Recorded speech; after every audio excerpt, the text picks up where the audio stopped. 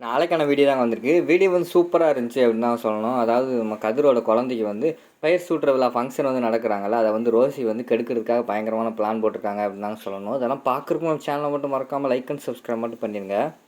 First சீனில் வந்து நம்ம இந்திராவும் காவியாவும் பேசிக்கிட்டு இருக்க மாதிரி தான் காட்டிக்கிட்டு இருக்காங்க. நமக்கு இங்கே இந்திரா வந்து சொல்கிறாங்க, அக்கா நிறைய பேர்லாம் கூப்பிட வேண்டாம்க்கா, அத்தை சொன்ன மாதிரி கொஞ்சம் பேரை மட்டும் கூப்பிட்டு நம்ம வந்து சிம்பிளாக வச்சுக்கிறோம், அத்தை வேறு கண்ணு பட்டுரும் அப்படிங்கிற மாதிரி சொல்கிறாங்களே அப்படிங்கிற மாதிரி சொன்னோன்னே, ஆமாம் அத்தை நம்மகிட்ட பொறுப்பு ஒப்படைச்சிட்டாங்களே, நம்ம பார்க்குறதா கரெக்டாக இருக்கும், அதனால் யார் யார் லிஸ்ட் எடுப்போம், லிஸ்ட்டு எடுத்துகிட்டு நம்ம அத்தைக்கிட்ட வந்து கொடுப்போம், அவங்க ஷார்ட் லிஸ்ட் பண்ணிக்கிட்டோம் அப்படிங்கிற மாதிரி வந்து ரெண்டு பேர் பேசிக்கிட்டு இருக்கிற மாதிரி காட்டிக்கிட்டு இருக்காங்க. அந்த நேரத்தில் வந்து அவனுக்குள்ள பக்கத்தில் இவங்க இருக்காங்க, ஹேமா இருக்காங்க. இவங்கெல்லாம் பேசுகிறத பார்த்தோன்னே டென்ஷன் ஆகிடுறாங்க. ஹேமா அக்காவை பார்த்தோன்னே காவியாவும் இந்திரா வந்து, அக்கா அத்தை வந்து யார் யார் இவங்க யார் யார் சொந்தக்காரங்க எங்கெங்கே வராங்கன்னு கேட்டாங்க, அதனால் உங்கள் சொந்தக்காரங்க உங்கள் ஃப்ரெண்ட்ஸ் யார் வர்றதா இருந்தாலும் சொல்லுங்கள், அவங்களோட நேமெல்லாம் எழுதிக்கிடுவோம் அப்படிங்கிற மாதிரி சொல்கிறாங்க. உடனே வந்து நம்ம கேமா கோவப்பட்டுட்டு என்னோடய சொந்தக்காரங்க என் சைட்லேருந்து யாருமே வரமாட்டாங்க போதுமா அப்படிங்கிற மாதிரி வந்து டென்ஷன் ஆகிடுறாங்க. அந்த இடத்துக்கு ராகினி வராங்க. ராகினி வந்துட்டு சோஃபாவில் உட்காந்துட்டு இங்கே என்ன நடக்குதுன்னு பார்த்துக்கிட்டு இருக்கிற மாதிரி காட்டுறாங்க. அப்போ வந்து அங்கனக்குள்ளே வந்து இவர் வராரு, வெற்றி வராரு. வெற்றி வந்தோடனே வெற்றியை கூப்பிட்றாங்க இந்திரா வந்து, மாமா இங்கே வாங்க மாமா அப்படிங்கிற மாதிரி கூப்பிட்டோன்னே, சொல்லு இந்திரா அப்படின்னு சொல்லிட்டு அவங்க வந்து பக்கத்தில் வராங்க. மாமா உங்கள் சைட்லேருந்து யாராவது வராங்களா, உங்கள் ஃப்ரெண்ட்ஸ் யாராவது வந்தால் சொல்லுங்கள் அப்படிங்கிற மாதிரி வந்து இந்திரா கேட்காங்க. அதுக்கு வெற்றி வந்து சொல்கிறாரு, என் சைடில் இருந்தாமா என் சைடில் வந்து என் ஃப்ரெண்ட்ஸு அப்படிங்கிற மாதிரி சொல்ல வராங்க. ஏய் இந்திரா உனக்கு சொன்னால் புரியாதான், எங்கள் சைட்லேருந்து யாருமே வரமாட்டாங்கன்னு சொன்னல, எங்கள் சைடுனா என் சைடு என்னோடய ஹஸ்பண்ட் சைடு ரெண்டு பேரோட சைடு சேர்த்து தான் நான் சொல்கிறேன் சரியா, எங்கள் சைட்லேருந்து யாருமே வரமாட்டாங்க அப்படிங்கிற மாதிரி சொல்லிடுறாங்க. உடனே அமைதியாக இருந்துடுறாங்க. உடனே வந்து விறுவிறுன்னு அந்த இடத்துல இருந்து ஹேமா வந்து போயிடுறாங்க. உடனே நம்ம வெற்றி வந்து சொல்கிறாரு, இந்திரா கொஞ்சம் புரிஞ்சுக்கோமா, அவளுக்கு வந்து மைண்ட் சரியில்லை, அவளை கொஞ்சம் ஃப்ரீயாக விடு, அவளே சரியாயிடுவா அப்படிங்கிற மாதிரி சொல்கிறாங்க. உடனே காவியா வந்து சொல்கிறாங்க, இல்லை மாமா என்ன பேசினாலுமே எடுத்தெறிஞ்சு பேசுகிறாங்க அப்படிங்கிற மாதிரி சொல்கிறாங்க. ஆமாம்மா மாதமாக இருக்க டயத்தில் ஏதோ இந்த மாதிரிலாம் வரும்னு சொல்கிறாங்கல்ல, கொஞ்சம் அவளை விட்டு பிடிங்க, நான் சொல்கிறது புரியுதா அப்படிங்கிற மாதிரி வந்து வெட்டி கேட்குறாங்க. சரி மாமா அதனால் என்ன இருக்குது, ஒன்றும் நினைக்கல, தப்பாக நினைக்கல அப்படின்னு சொல்லிட்டு இந்திராவும் காவியாவும் அந்த இடத்துல இருந்து போயிடுறாங்க. அந்த பக்கம் பார்த்தா ராகினி வந்து யோசிச்சுக்கிட்டு இருக்காங்க, இனிமேல் கேமா அவங்க கூட ஜென்மத்தில் சேர மாட்டா, அவளை என் பக்கம் எப்படி இழுக்கிறேன் பாருங்கள் அப்படிங்கிற மாதிரி வந்து நம்ம இங்கிட்ட ராகினி பேசிக்கிட்டு இருக்கிற மாதிரி காட்டிக்கிட்டு இருக்காங்க. அடுத்த சீனில் வந்து நம்ம இவங்க இருக்காங்கல்ல வீட்டில் வந்து தனியாக உட்காந்துருக்காங்க ராகினி. அந்த நேரத்தில் அங்கிட்ட வந்து கதவை யாரோ தட்டுறாங்க. யாரா அது கதவை தட்டுறது அப்படின்னு சொல்லிட்டு போய் கதவை திறக்கிறாங்க. கதவை திறந்து பார்த்தா அந்த அலைகள் குழு இருக்காங்கல்ல, அதாவது சுபா வந்து தலைவியாக இருக்காங்கல்ல, அந்த குழுலேருந்து ஒரு அம்மா வர்ற மாதிரி காட்டுறாங்களோ, யார் வேணும் உங்களுக்கு அப்படிங்கிற மாதிரி சொன்னாங்க. மேடம் இல்லையா அப்படிங்கிற மாதிரி கேட்காங்க. இந்த வீட்டில் எல்லாருமே மேடம் தான், உங்களுக்கு எந்த மேடம் வேணும் அப்படிங்கிற மாதிரி கேட்காங்க. சுபா மேடம் வேணும் அப்படின்னு சொன்னோடனே சுபாவா அப்படிங்கிற மாதிரி சொல்கிறாங்க. அந்த நேரத்தில் இந்திரா வந்துடுறாங்க.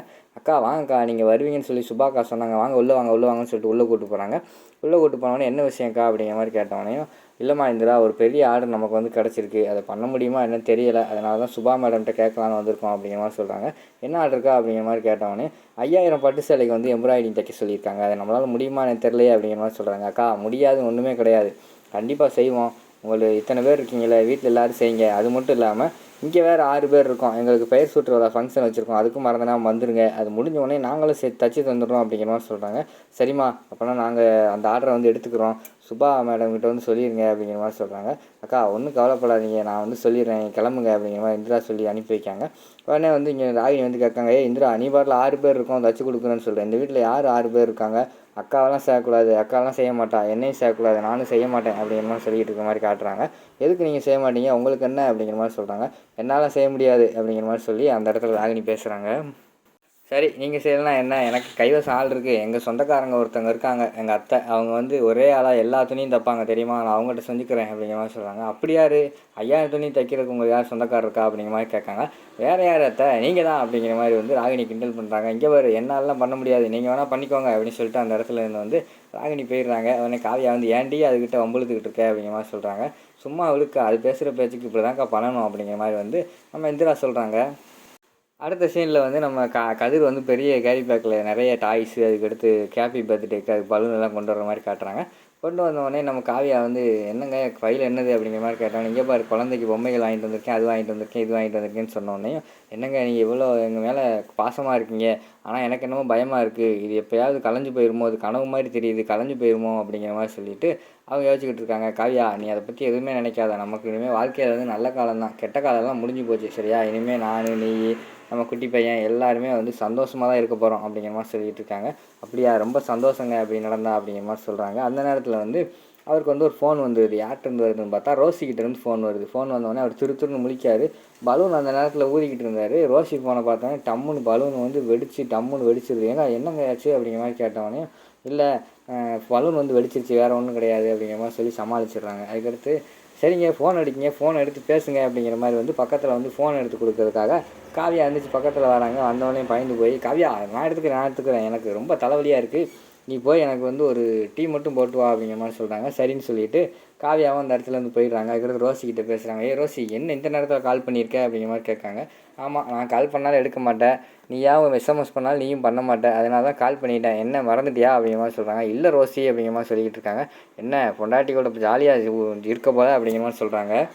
இல்லை ரோசி, எல்லாமே நம்மளோட பிளான் படி தான் நடந்துக்கிட்டு இருக்கு, நீ ஒன்றும் கவலைப்படாத அப்படிங்கிற மாதிரி சொல்கிறாங்க. என்னமோ சொல்கிறேன், எனக்கு ஒன்றும் தெரியலை அப்படிங்கிற மாதிரி சொல்லிட்டு இருக்காங்க. நீ ஒன்றும் கவலைப்படாத, அடிக்கடி என்னோடய நம்பருக்கு வந்து கால் பண்ணாத, இப்போ தான் நான் வந்து காவியாவை நம்ப வச்சுருக்கேன் சரியா, கொஞ்சம் டிஸ்டன்ஸ் மெயின்டைன் பண்ணி நானே உன்னை கூப்பிடுவேன் அப்படிங்கிற மாதிரி சொல்லிக்கிட்டு இருக்காங்க. எனக்கு உன் மேலே நம்பிக்கை இல்லையே அப்படிங்கிற மாதிரி சொல்கிறாங்க.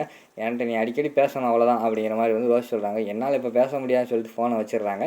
உடனே ரோசி வந்து யோசிக்காங்க, என்னால் நம்ப முடியாது, ஃபயர் ஷூட்டர் விழா ஃபங்க்ஷன் வைக்கிற இரு, அங்கே வந்து நான் பண்ணுற ரகலையை மட்டும் பாரு அப்படின்னு ரோசி பேசிக்கிட்டு இருக்கிற மாதிரி காட்டிக்கிட்டு இருக்காங்க.